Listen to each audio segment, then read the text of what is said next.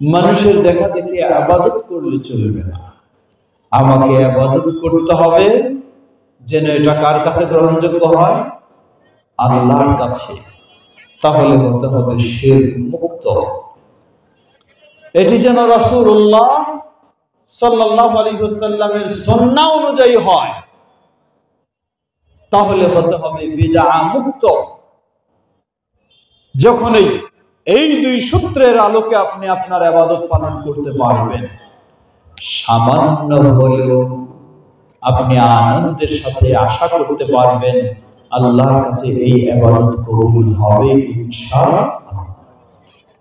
আর সুন্নাহ অনুযায়ী যদি না হয়, শিরক মুক্ত যদি না হয়, গোটা বিশ্বের সমানও যদি আপনার ইবাদত হয়, সেই ইবাদত নিয়ে আপনি আশা করতে পারবেন না আল্লাহর কাছে কবুল। প্রিয় ভাইরা, তাই আলোর পথ আপনাদেরকে সেই আলোর কথা স্মরণ করে দিতে চায়।